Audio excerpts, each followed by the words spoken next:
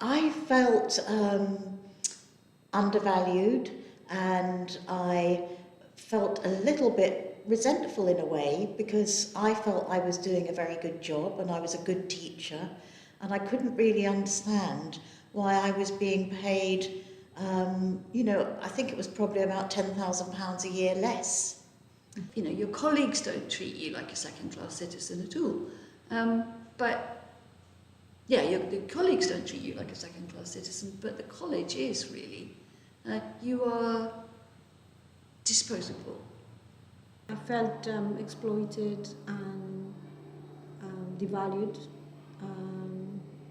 In some cases, I also felt humiliated because when I raised my concerns with management, managers would say to me, if you don't like it, why don't you go somewhere else? You know, I can remember distinctly leaving to have a break, half term, or Christmas, or Easter, or the summer, and someone saying, "Have a great holiday, see you next term."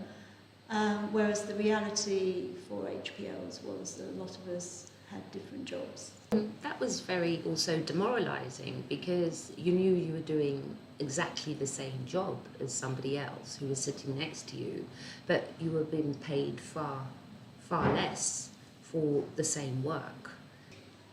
Lot of colleagues were aware that we were doing doing the same work, but we were on a different contract, and I felt the reaction was varied. Some felt embarrassed about it, some and tried to say, "Oh well, you're an HPL, you don't do that, I'll do it," if you were doing classes together.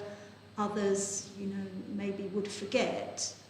Colleagues on the whole were supportive, and and I think the action was taken in the end because they felt extremely uncomfortable. How can you be working alongside people who are treated differently to you and feel comfortable and happy about that? Well, it took me a while to cotton on to what was going on, but I didn't get paid for holidays, I didn't get paid for anything except the teaching.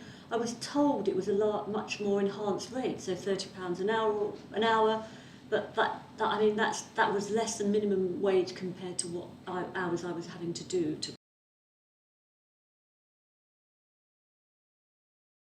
It had a very hard impact because my son is autistic, and I needed to spend time with him, and it was very, very difficult because I was travelling all over London, going to different jobs, and I couldn't be there for him. I couldn't give him support.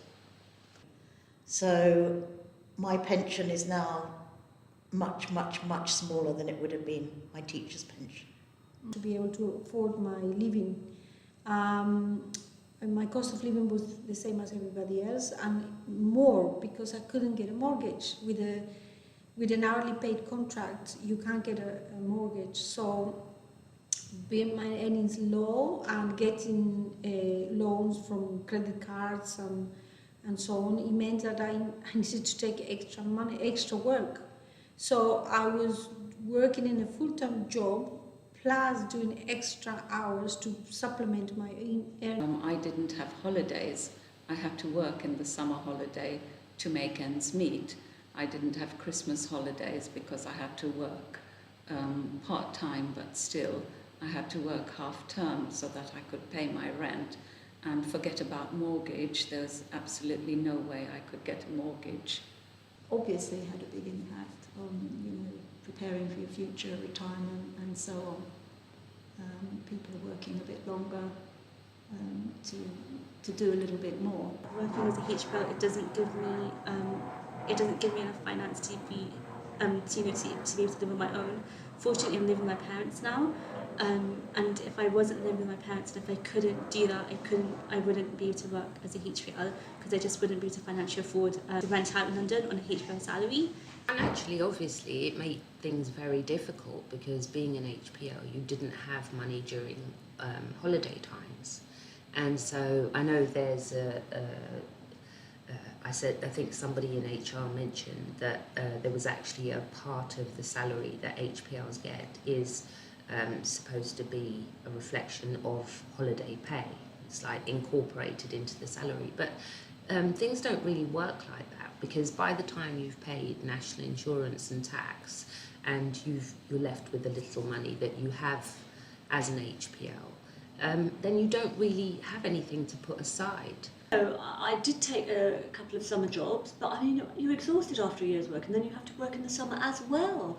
And that, you know, people think, oh, that's good, you got extra, but I shouldn't have had to do that, should I? I mean, There were some years when I was HPL, I couldn't afford to pay into a pension, so I had to stop that, and so my pension has suffered because of that.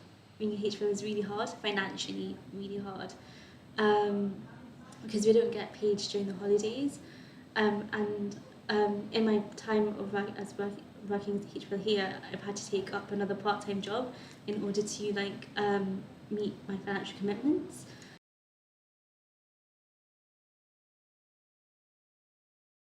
I feel that HPLs is a bit like bringing the gig economy into education, and I think people need equal pay for equal work, and I think it's not a good idea. And other staff in the college aren't hourly paid; they have salaries and the holidays. Most people, if when they've been here a bit, if they're an HPL, if they can get a permanent job elsewhere, they will, because permanent jobs are better jobs.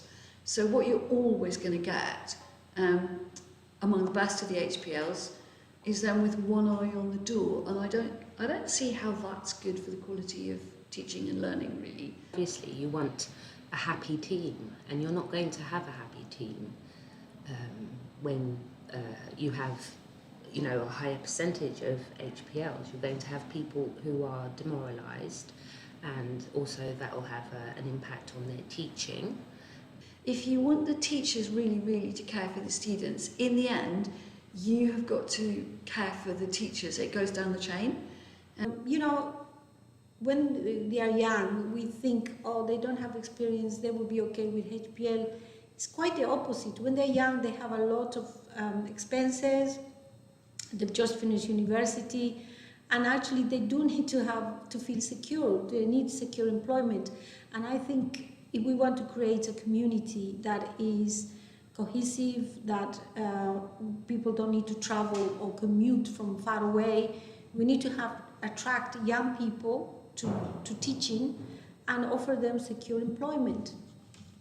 I think you're going to be a bit short on experience, although people do learn, and a bit short on commitment if somebody just comes rushing in and does their bit and goes out again.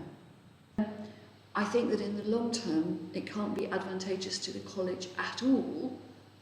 It's a short-term cost measure, but what you're losing is something that has been built up over the years, and it's not just a question of things ain't what they used to be, but it has been built up over the years.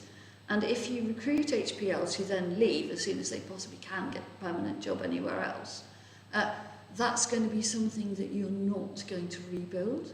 it's slave labour, isn't it? Cheap labour, slave labour, 0 hours contracts, you know, it's just like those really.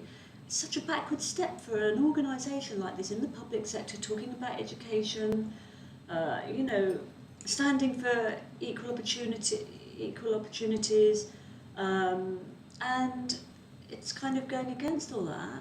Because it's really hard to work as a HPL, and I think once you get that experience, you'll consider leaving the profession because of the lack of benefits that it provides you with.